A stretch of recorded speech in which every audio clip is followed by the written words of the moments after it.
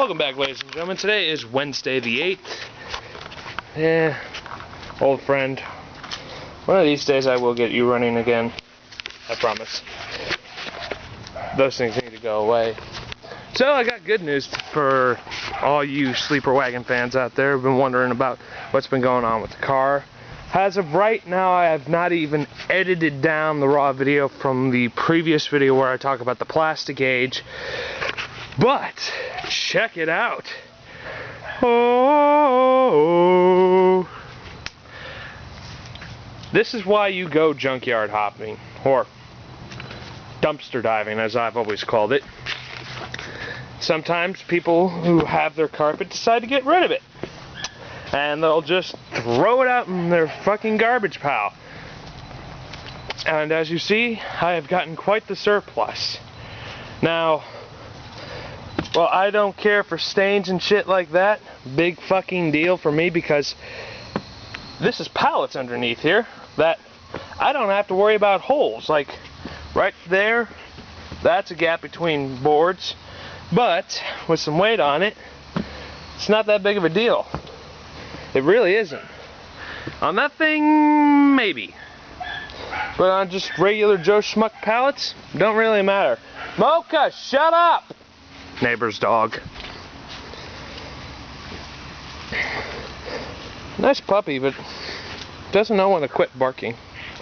So, the transmission is on the hoist and on the straps for a reason. The flex plate, and the torque converter are all getting sold this Friday, for $100 to a gentleman here in town who is mainly a Chevy guy, but is also a bit of a Mopar enthusiast himself. That money will, and I say will as in yes it will, purchase my new transmission for this motor. As you can see, we have it off the stand. I've gone through all the rod caps. Yes, my numbers were wrong. I had way over torqued it. 129 foot-pounds is way wrong. It might be right for a later version of this engine, but the 90 model, according to Shilton's, and I swear by Shilton's, says the main caps for this motor are at 85 foot-pounds. I put them at 95 because I'm going to be racing the stupid out of this. I should probably up the foot-pounds on the rod caps, which are currently set to the factory rating of Shilton says at 45 foot-pounds to maybe 55, just to err on the side of caution, because yeah, I will be winding this thing way the fuck out. Everything's reassembled, and call me crazy, but I got this gut feeling that this thing's gonna leak oil like a motherfucker.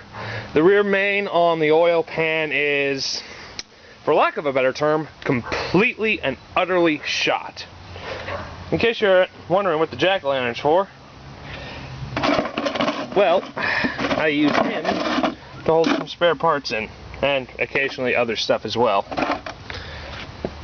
But it's so much nicer out here. I don't care if it's gonna get rained on or what. I mean, fuck, look at that thing. Ugly little toad. But I can literally drag this out, give it a shake, sort of. This thing's gotten really old and moldy, so it's not holding together well, but I mean, yeah. Well enough that I can kind of do one of these. So, yeah. Engine, unfortunately, is still in the bay, and something else I noticed. This, right here. That's mounted to the frame there and there. And there's a little cap up there. If I can find it. Right behind hose. That needs to come off, and that, I think, is a damper of some kind for the engine mount. I still need to get the clutch cable out. If anyone can pass around the information of what tool I need to remove the clutch cable, please tell me. I don't really have the engine bay space to get like a big fat crowbar in there, which would be ideal. But again, you make do with what you got. And I have a feeling that this motor is going to be pretty stout for what it is. In a perfect world, I'd be running one belt, but unfortunately I'm forced to use two. And I had to do a little bit of a trim up on the water pump here. You really can't see it, but there used to be a piece of metal that went from there to there that was kind of in the way, which, you know, that sucks. Everything's moving fine the way it should be. Probably should go through and re-torque down everything. I haven't given Ray's torque wrench back just yet because I will be needing it come this weekend, possibly. Depends on how things go with timing, but the general idea is Friday I sell this guy, get him loaded on the guy's transmission. Depending on when that is, I might say, hey, you feel like going wrenching and pulling out a different tranny out of Bartow? Question mark. Sort of deal. If not, it's going to be Saturday I go to Bartow, because I finally got enough money.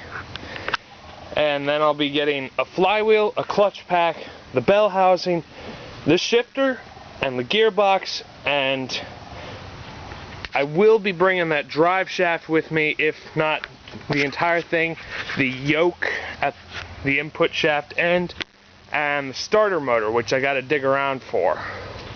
Actually, isn't the starter motor in this crate? No, it's not. Starter motor is, wait, isn't it in the car? Yeah, right there. I'm going to be bringing that starter motor with me and that input shaft for the drive shaft, because I don't feel like having to swap out the drive shafts. I mean, I will if I have to, and just call it a day. But yeah, that's the plan. Once I get back here with the transmission, the new one, the gearbox, I'm gonna try to hook it up, leave it in neutral, and turn the thing over and bolt the carb down. Hopefully that'll happen sometime soon. I'll probably end up putting the old stocker intake or exhaust manifolds back on, just so that, you know, it's trying to filter away heat. I still need to find bolts for these guys though. I really don't know what I'm gonna do. What I might end up doing is I might take this collector setup and chop it if I don't sell it, because this is the output for the collector, which is great on the 250 headers, and they do have the flange, but they don't have the bolt, and they don't have the flange on this end either, which again, very ungood. So what I might do is I might dig around with some parts and shit and put that, or use those for separately, and get rid of this collector if I don't sell them entirely. Again, it really is dependent on how things go. But I know a guy here in town, he might know someone who's looking for 250 long tube headers, and if he's willing to trade me, even better. Because I kind of don't want to chop these up, but I will if I have to. Really depends on the circumstances. But yeah, I figure this is probably going to go up sometime in the end of February, this video, even though it's recorded on the 8th. Motor's doing fine, but the wheels need to be addressed. Something fierce. That's a story for another time. But yeah, I think that's pretty much everything for now. Car is still sitting here. Still needs more work. Some of you might be asking, what am I going to do with the rest of the carpet? Well, I got a drummer buddy of mine whose drum room has acoustically soundproof, has the inside of a tin can. You hear every wall reflection fucking possible. So one way to clean up the reverb effect, and I wouldn't even call it reverb because of how close it is, because it doesn't have a good sound to it. It's just much louder than it should be. You throw carpet down on the floor and maybe some heavy blankets up on the walls, or if you're poor enough, more carpet. There's a certain type of foam that you can use that's great, but I found that you need to have a connection. Still trying to set up my foam thing, but I'll get back to you when I get more information on that setup. In the meantime, I've been Rock the Box.